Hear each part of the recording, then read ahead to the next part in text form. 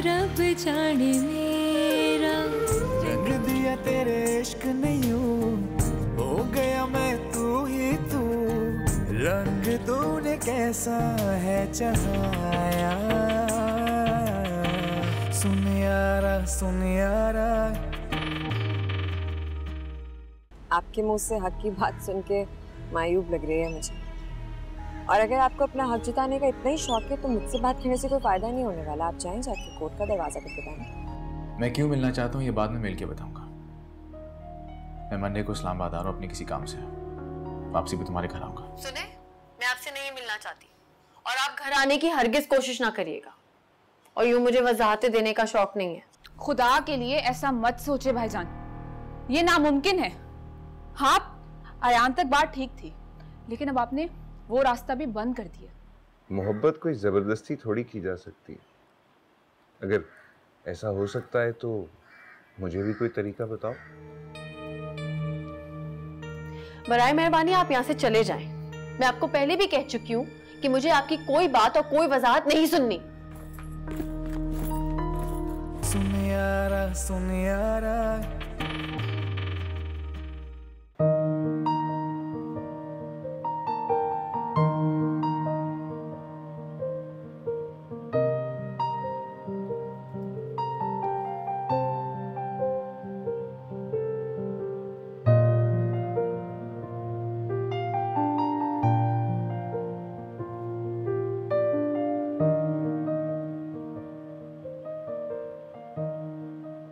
मोहब्बत तुमने कब की है, मोहब्बत मैंने की है।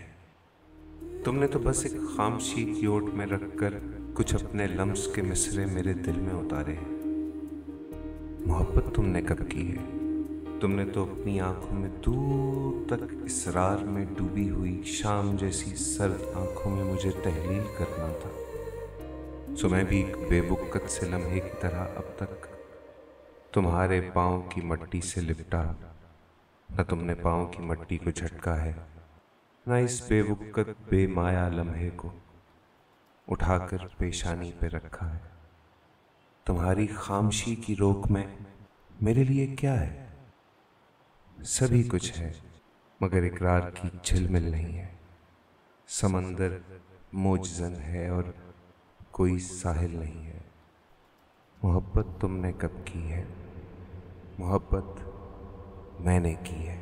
नूर बसाइन अखियों में तेरा, कब हुई तेरी मोहब्बत रब मैंने की है। मेरा रंग दिया तेरे इश्क ने यूं, हो गई मैं तू ही तू। रंग तूने कैसा है चढ़ाया, सुन यारा सुन यारा सुन यारा। माँ, आपकी नाक के नीचे जो तमाशे हो रहे हैं ना, वो आपको पता भी है कि नहीं? अरे हाँ, सब पता है मुझे। अब भी अकल के नाखून ना लिए ना तो सब कुछ तबाह हो जाएगा माँ। वो हारून आया था इतने गुस्से में मेरे पास। हारून आया था? क्यों? तानिया की शिकायत करने, और किस लिए? उसे सब पता चल गया है जो तानिया सैफी के साथ करती फिर रही है। वो सिर्फ आयान को सैफी से नहीं मिलवा रही है, लाला रुख से भी मुलाकातें करवा रही है उसकी। शर्म तो आती नहीं बगैरत को। अरे ये क्या कह रही है तू साइमा? अपने घर का तो सोचती नहीं है, मेरे घर का तो सोचे। और सुबुही का घर भी अलग बर्बाद हो जाएगा। आखिर लाला रुख का सैफी से क्या वास्ता है? क्यों नहीं है वास्ता? और आपको क्या जरूरत है मेरे मामलात में मुदाखलत करने की? देखो सैफी, 3 घर बर्बाद हो जाएंगे, सोच लो। और तानिया अच्छा नहीं कर रही, अपनी गलती की तलाफी करने का सोच रही है। क्यों? आपको क्या तकलीफ है? आपकी वजह से मेरी जिंदगी में पहले भी कम मुसीबतें नहीं आई और फिर आएंगी। वाह, मेरी वजह से? क्यों?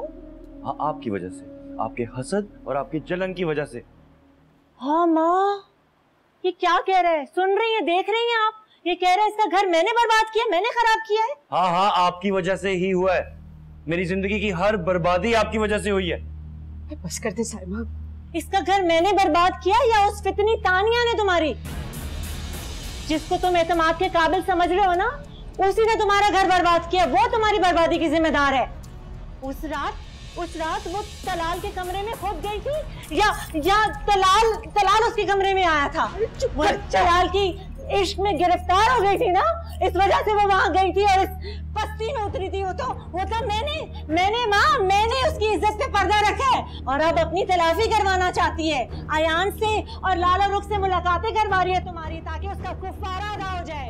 जाओ जाके मालूम करो कि तलाल पे इतना बड़ा इल्जाम लगाने के बाद तुम्हारी जिंदगी बर्बाद करने में किस फितने का हाथ है, उस तानिया का। जाओ जाके मुझे से।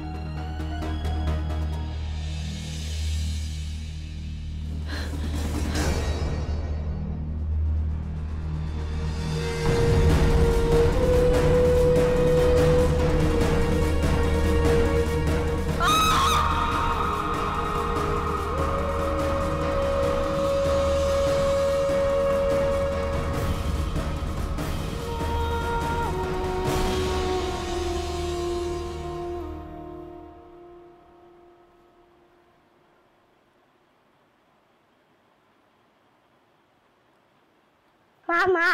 हाँ मेरा बेटा आ गया वापस। कैसा दिन गुजरा आपका? बहुत अच्छा मामा। अच्छा मेरा बेटा, इसने कुछ खाया है? जी नहीं मामा। अच्छा मुझे एक काम करो कि इसके लिए ना नगेट्स बना दो और फ्रेंच फ्राइज भी ना। वो खाओगे ना आप? जी मामा। चलो सही है। अच्छा इसके हाथ धुला दो जरा जाके प्लीज। जी वो मुस्तफा साहब का फोन आया था, आप सो रही थी तो मैंने आपको जगाया नहीं। मुझे बता देती ना, उठा देती। जी उन्होंने मना कर दिया था, बस ये कहा कि आपको बता दूं कि मैं इस्लामाबाद पहुंच गया। चलो सही है, इसको ले जाओ जरा, इसके लिए नगेट्स बनाओ। ठीक है आ जाओ।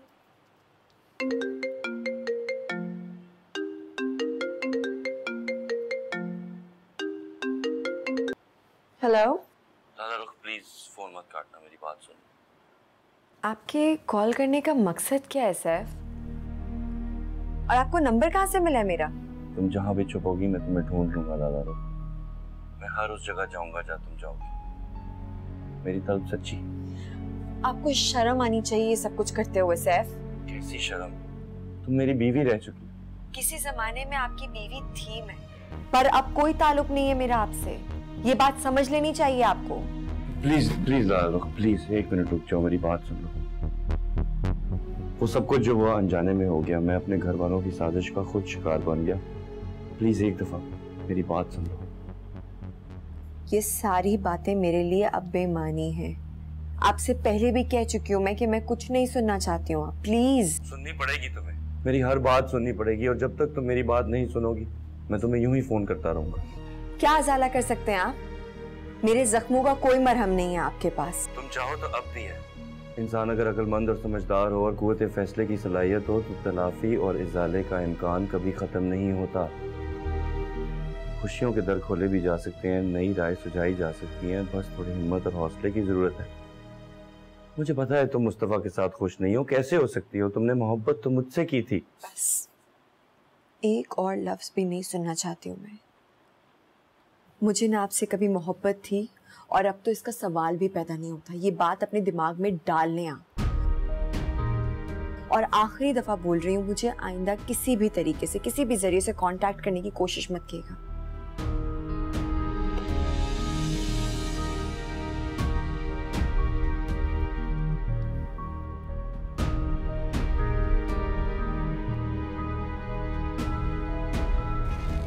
और घर में सब ठीक ठाक?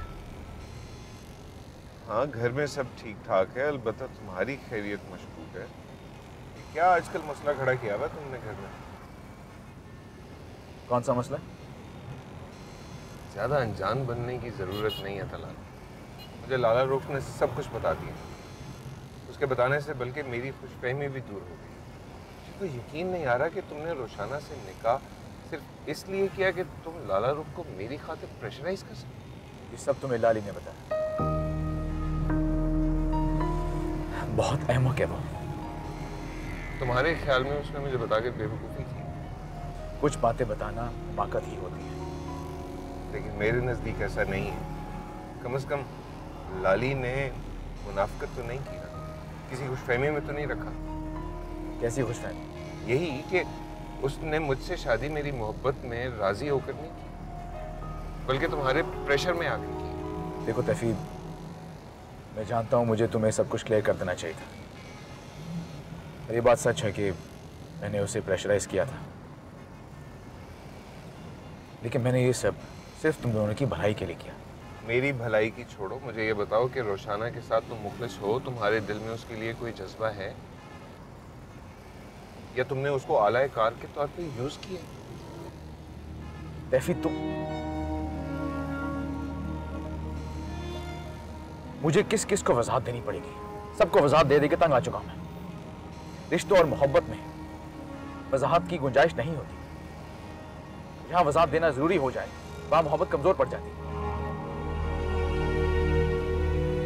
मुझे रोशाना के रवैये का अफसोस नहीं हुआ जितना जितना लाली की बेएतबारी से होता है। और तुम भी मुझसे ऐसे पूछ रहे हो जैसे मैंने कोई जुर्म किया। अपनों की खुशी का सोचना कोई जुर्म नहीं होता। बिलावजह मैं मुजरिम बन गया। भाई, वजाहतें नहीं मांग रहा, तहकीक कर रहा हूं। अच्छा, और क्या हासिल होगा इस तहकीक से? देखो, फिलहाल तुम्हारा मसला यह है कि तुम खुद से फैसला कर लेते हो, तो नतीजा ऐसा ही होगा। फिर किसी एक को तो एतमाद में ले लेते। रोशाना के बारे में एक लम्हे के लिए सोचते तो सही। और तुम तो अब भी उसके बारे में नहीं सोच रहे। तुम तो खुद को और अपने फैसले को दुरुस्त साबित करने की तगदों में लगे हुए हो। दलाल, अपने किले से बाहर निकलो प्लीज। रोशाना के बारे में सोचो। न्यूट्रल होके देखोगे ना तो ये बेएतमादी की फिजा तुम्हारी वजह से ही कायम है। उस लड़की के बारे में सोचो जिसने आंखों में तुम्हारे सपने सजाए हुए। मोहब्बत में अगर धोखा हो ना तो बहुत अजियत होती है, और रोशाना ऐसी अजियत में मुब्तला है। उसे इस अजियत से निकालो, अपनी मोहब्बत से, जिसकी खातिर तुमने उसे अपनी जिंदगी में शामिल किया।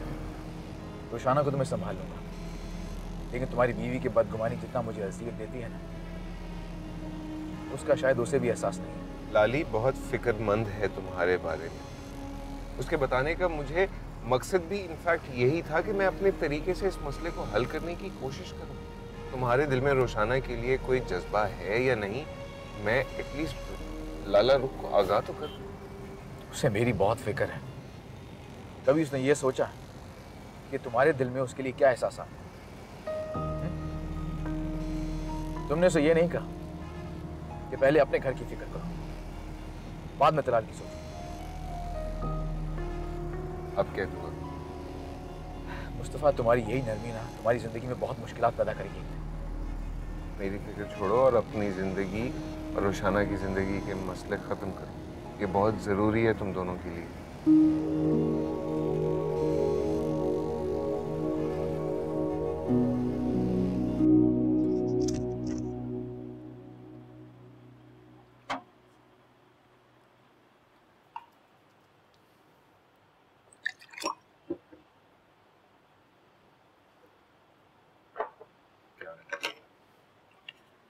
दादी पड़ोसियों में गई मत। घर में मेहमान को चाय तो पिला सकती हो तुम। ये मेहमान खाने दिल ना सही, घर का ही सही। बनाती हूँ, बैठे। कहाँ बैठूं? सर पे बैठेंगे क्या? जाहिर है बाहर बैठेंगे। अगर तुम्हारे इस सर में जरा सी भी अक्ल होती तो मुझे वहां बैठने में कोई कबार ना होती।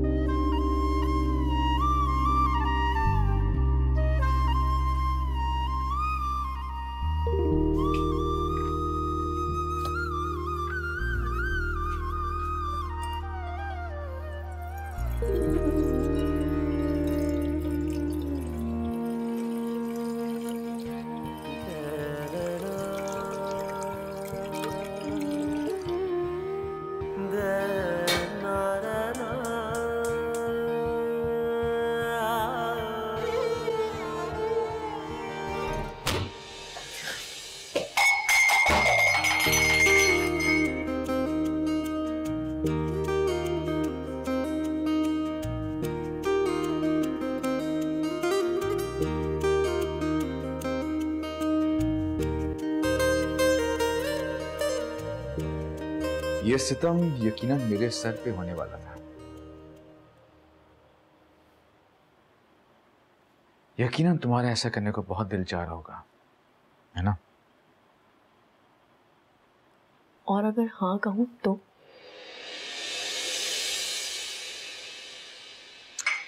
अगर ऐसा है तो फिर मैं तुम्हारी ख्वाहिश बिल्कुल भी पूरी नहीं होने देता। तुम्हारी मोहब्बत में इतना गिरफ्तार नहीं हूं मैं कि तुम्हारे सामने अपना सर रख दूं ताकि तुम अपनी ख्वाहिश पूरी कर सको। अब ऐसी किसी किस्म की कोई खुशफहमी बाकी नहीं है मेरे अंदर, और जो थी वो भी मर गई है।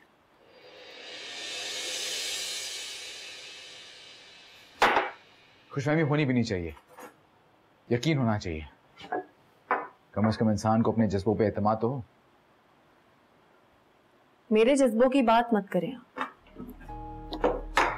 एतमाद भी वहां कायम रहता है जहां पर उसे थोड़ा बहुत यकीन मिल रहा हो। बेएतमादी बेयकीनी से जज्बे मर जाया करते हैं और फिर सिर्फ अना जिंदा रहता है।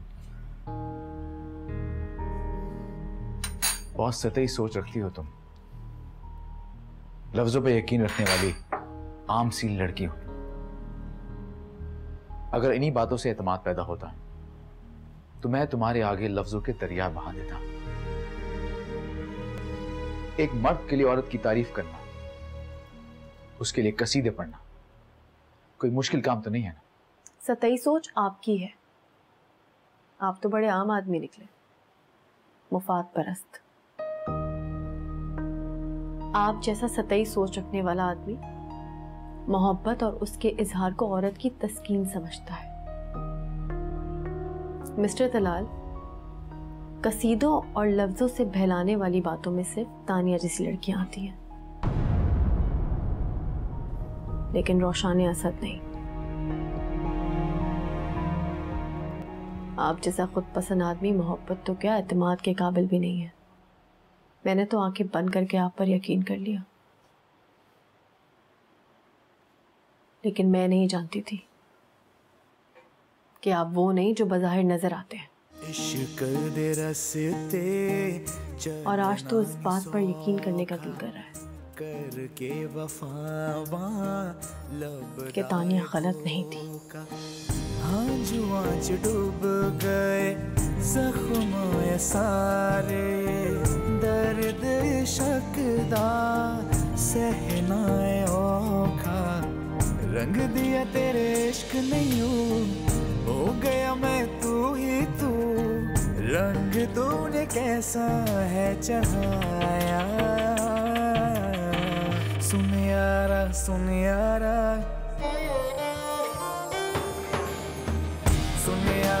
सुन यारा तेरे इश्क दा झोला पाया। सुन यारा तेरे इश्क दा झोला पाया।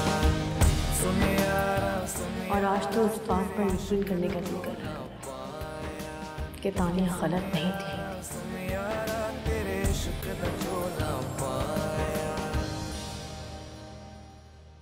आप यही चाहते हैं कि मैं मर जाऊं,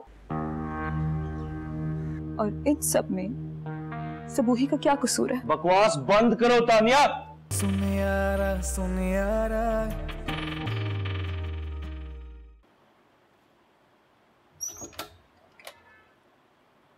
अस्सलाम साहब। वालेकुम सलाम। इतना सन्नाटा क्यों है घर में? लाला रुख और अयान कहाँ हैं? अयान बाबा को तो शहबाज साहब हॉस्पिटल ले गए बीजान से मिलवाने,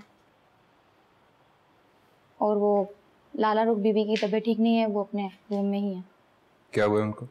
पता नहीं जी, वो सारी रात बेचैन रही हैं, सोई भी नहीं है ठीक से, सर में भी उनके दर्द है, तो अपने कमरे में ही है, सुबह से नाश्ता वगैरह कुछ भी नहीं किया। तो तुम्हें मुझे फोन करना चाहिए था ना। उन्होंने मुझे मना किया था आपको कुछ ना बताऊं।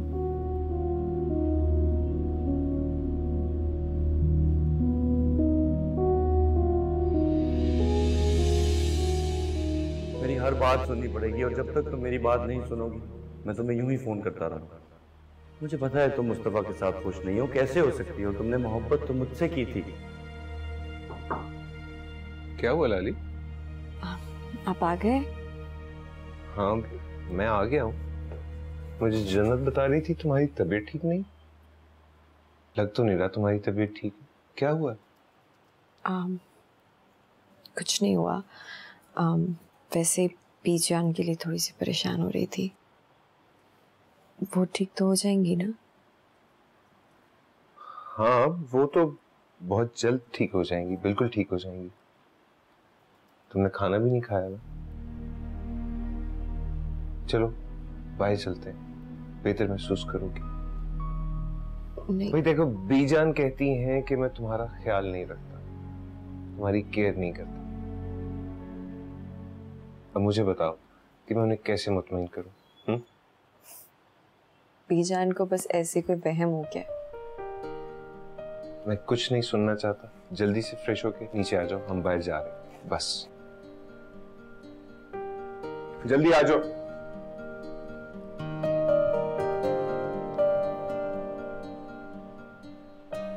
आप आमना खाला से बात करके डेट फिक्स कर लीजिए। मैं 6 महीने के लिए मुल्क से बाहर जा रहा हूँ एक कोर्स के लिए। 1 हफ्ते तक रुखसती हो जानी चाहिए। मैं भी यही चाहती हूँ कि रोशनी तुम्हारे साथ ही जाए, मगर 1 हफ्ते में वो राजी कैसी होंगी इस बात पर? रोशनी अभी पढ़ना चाहती है। उसको पढ़ने से यहाँ किसी ने मना नहीं किया। आप बात कीजिए, रुखसती 1 हफ्ते में ही होनी चाहिए। मगर रोशनी नहीं मान रही, यही तो मसला है। उसकी बेवजह और बेसबब जिद की कोई अहमियत नहीं है। निकाह का मतलब शादी ही होता है, और असूलन तो वो मेरी बीवी है। मैं किसी भी वक्त उसे इस घर में लेके आ सकता हूँ, लेकिन काम अगर प्रॉपर तरीके से हो तभी अच्छा होता है। हाँ तो अम्मी ठीक है ना, आप आमना खाला से बात करें। और ये रोशाना की मुझे समझ नहीं आती, बिला वजह इनकार। उसके इनकार की कोई अहमियत नहीं है। आप बात कीजिए खाला से। अगर रोशाना नहीं मानती तो उन्हें कह दीजिए कि रोशाना को अपने पास ही रखिए। इस दुनिया में लड़कियों की कमी नहीं है। कैसी बातें कर रहे हो? अल्लाह ना करे। हर काम सादगी से होना चाहिए, ज्यादा हल्ला गुल्ला करने की कोई जरूरत नहीं है। और आप लाली से भी कह दीजिएगा, वो और मुस्तफा आएंगे तो अच्छा लगेगा मुझे। मैं चलता हूँ, खुदा हाफिज़।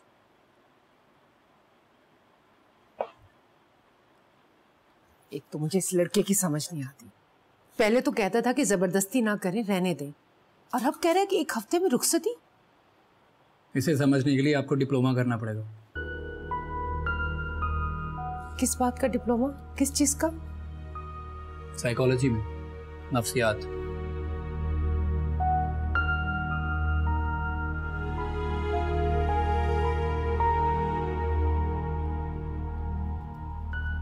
क्या कर रही है अभी तक यहाँ पर? गई क्यों नहीं है? अरे बेटा कैसे जाएगी? अरे हारून तो इसका हाथ पकड़ के इसे यहाँ छोड़ गया है और सुबह ही को अपने साथ ले गया है। तुम्हें तो अपने सिवा ना किसी की फिक्र है ना ही खबर।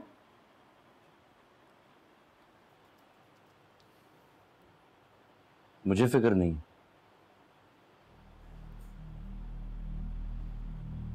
आप सबको तो जैसे मेरी बहुत फिक्र है ना।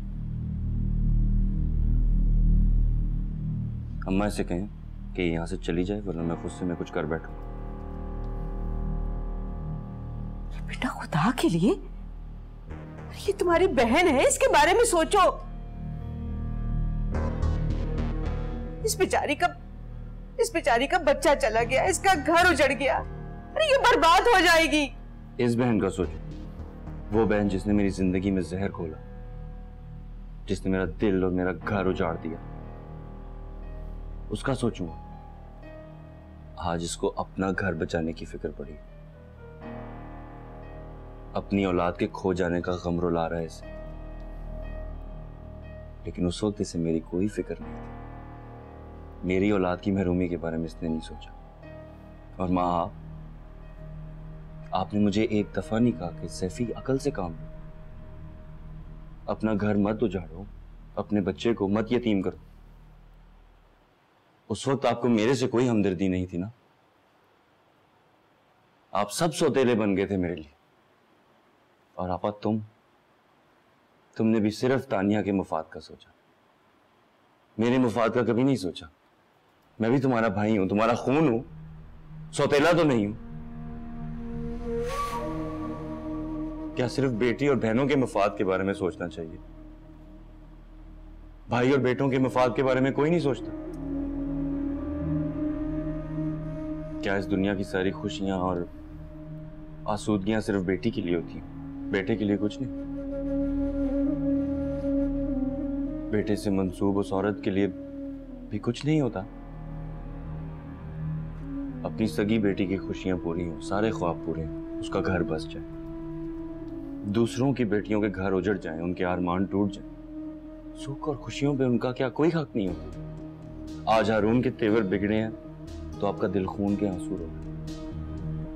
जब मेरे तेवर बिगड़े लाला रुख के साथ तो आप खुश होते, आपका दिल नहीं रोता। क्या माँ का दिल सिर्फ अपनी बेटी के लिए वसी होता है, बाकी सबके लिए सुखड़ जाता? खुदा के लिए सैफी चुप कर जाओ। मुझे अपनी नजरों में इतना मत गिराओ।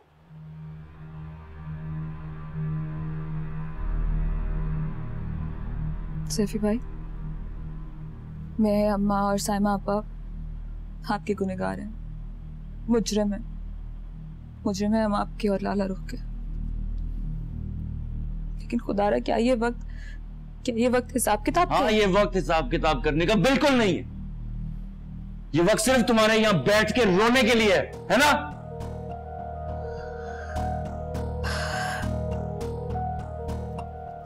गुजरे हुए लम्हात वापस नहीं आते, और अगर गुजरा हुआ कल वापस आ सकता तो खुदा की कसम मैं अपनी जान की बाजी लगाकर वो वापस लेके आती। और इन सब में सबूही का क्या कसूर है? बकवास बंद करो तानिया, तुम्हें कोई जरूरत नहीं उससे हमदर्दी जताने की। बड़ी आई जान की बाजी लगाने।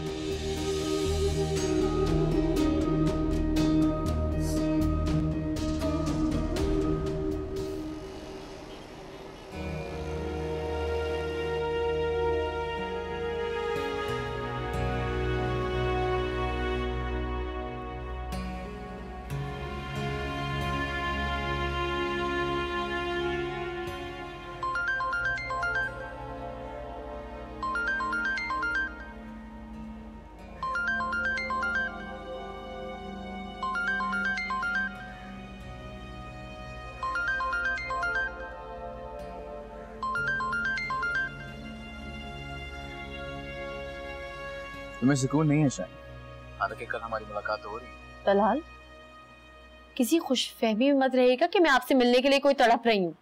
अब कौन किसके लिए तड़प रहा है या नहीं, इसका फैसला कर लिया होगा। आप ही समझ रहे हैं कि जबरदस्ती रुखसती करा के आप अपने अंदर फतेह आलम बन जाएंगे? नहीं, मैं ऐसा कुछ भी नहीं सोच रहा। मैं ये रुखसती हरगिज नहीं होने दूंगी। आप कान खोलकर सुन लें, मैं आपके पास आने के बजाय खुदकुशी करना पसंद करूंगी, मर जाऊंगी मैं। हाँ, वैसे आइडिया बुरा नहीं है, इस तरह मेरे हाथ तुम्हारे खून में रंगने से बच जाएंगे। वैसे अगर तुम ये नेक काम ऐन रुखसती के दिन करोगी तो तुम्हारे मशहूर होने के चांसेस और भी ज्यादा।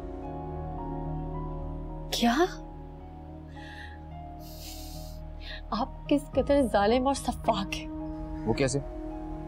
मैंने तो कोई जालमाना कार्रवाई की भी नहीं, मैं सिर्फ तुम्हारी रुखसती चाहता।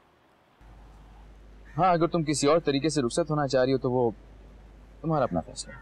बस तलाक, मुझे पता है आप यही चाहते हैं कि मैं मर जाऊं।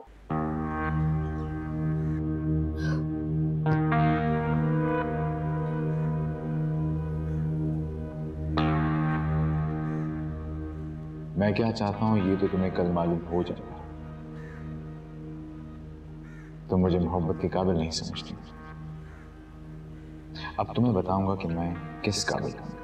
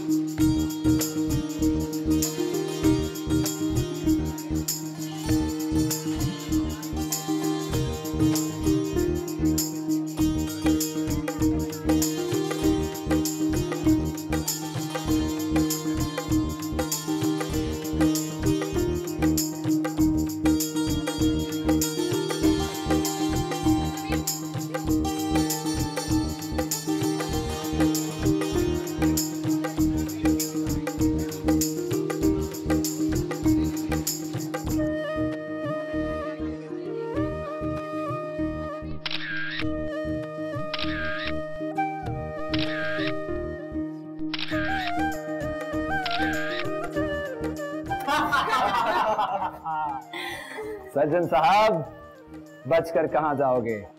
आखिरकार अपनी सवारी बाद बहारी यहाँ तशरीफ ले ही आए। क्या सीन है? सीन ये है कि आप दुल्हा क्या बने भाई, ईद के चांद ही हो गए, आपको देखने के लिए दूरबीन की जरूरत पड़े। अब ज्यादा हमारा टाइम वेस्ट मत करें, जल्दी से नेक निकालें। ओके देखे ना, इन खवातीन के चक्कर यानी नेक के चक्कर। तो क्या हम ऐसे ही छोड़ देंगे? क्यों है ना? हाँ बिल्कुल ठीक बोल रही है। इनका बस चले तो आधी जायदाद अपने नाम लिखवाकर दुल्हा का दुल्हन का दीदार फैसियाब करवाएं। उफ, खुदा का खौफ करे आफिफ भाई, हमने कौन सा आधी जायदाद लिखवा ली थी? 25,000 में हिना के दीदार कराए थे हमने। बहरहाल बात सिर्फ ये है कि मैं एक आम सा गरीब सा आदमी हूँ और मेरे पास आप लोगों को देने को कुछ नहीं है सिवाय एक खाली जेब के। ये क्या बात हुई? आप कब से गरीब हो गए? अच्छा ये बात है? हाँ बिल्कुल यही बात है।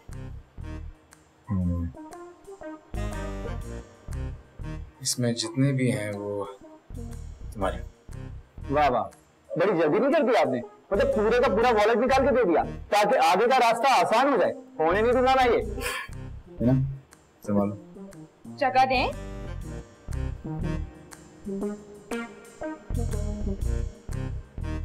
चलें, अब हाथ भी छोड़ दें।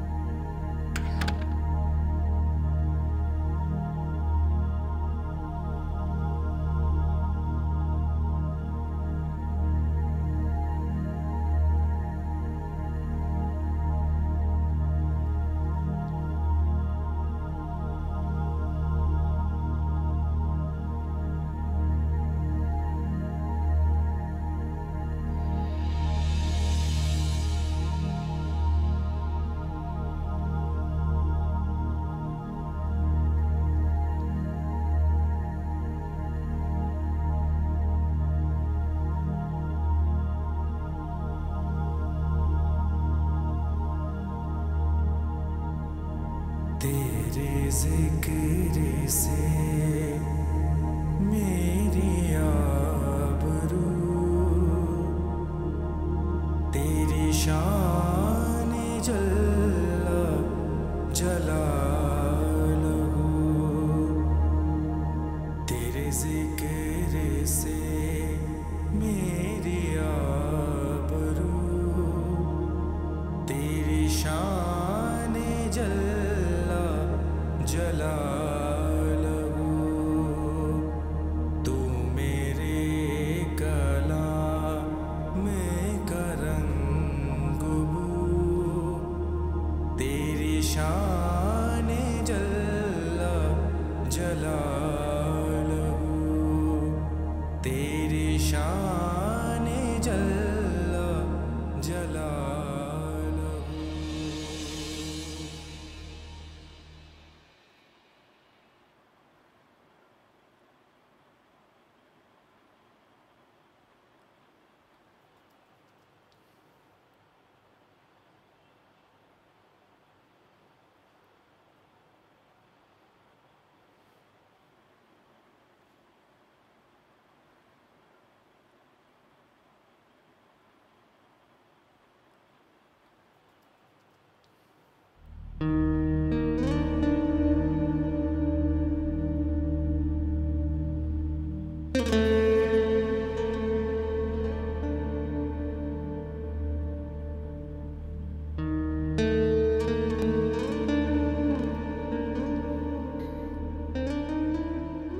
अच्छा लगा।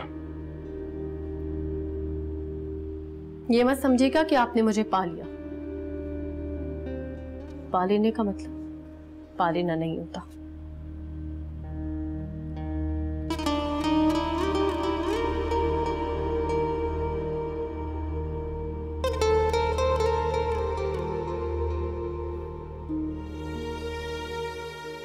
अच्छी लग रही हो, लेकिन इतनी भी नहीं कि अपने ऊपर लगे हुए सारे इल्जामात को भूलकर मैं तुम्हारे कसीदे पढ़ना शुरू हो जाऊं। ऐसी कोई खुशफहमी मुझे है भी नहीं, और ना मैं ऐसी सतई लड़की हूं जो लफ्जों पे फिदा हो जाती है।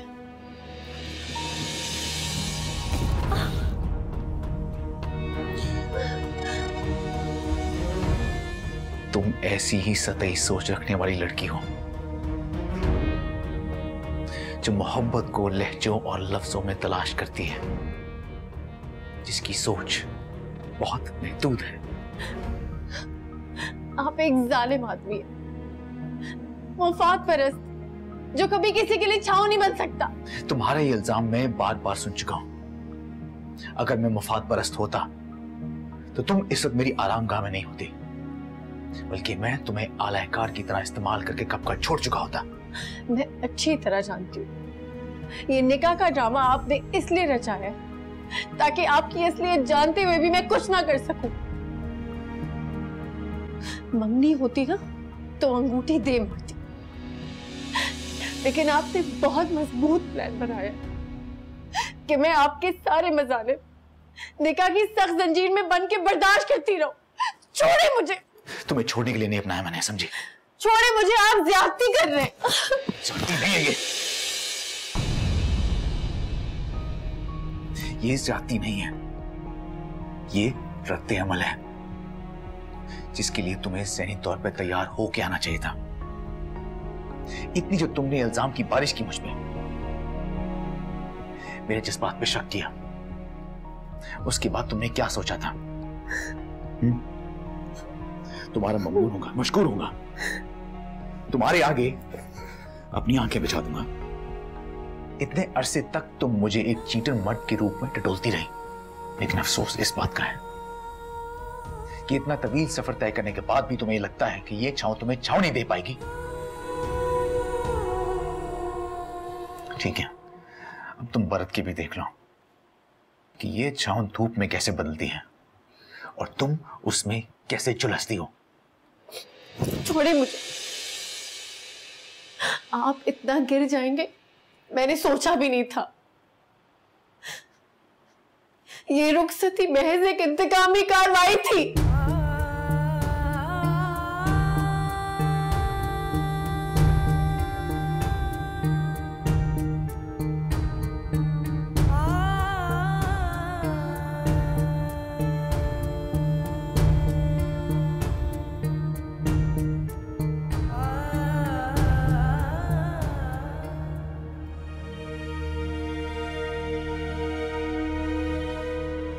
मर्द की अना को कभी मत छेड़ना रोशाना।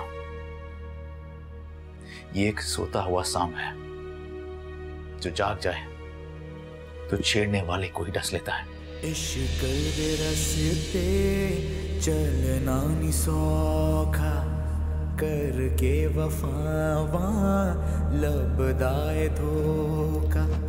हाँ जुआ च डूब गए जख्म ये सारे, दर्द इश्क दा सहना औखा।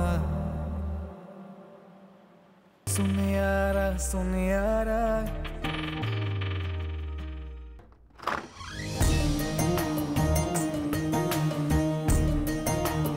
सबकी बहुत हमदर्दियां ले रही हो तुम। इसे कहते हैं इश्क का बुखार। जैसी कम अक्ल के साथ शादी करना मेरी शायद बहुत बड़ी गलती थी।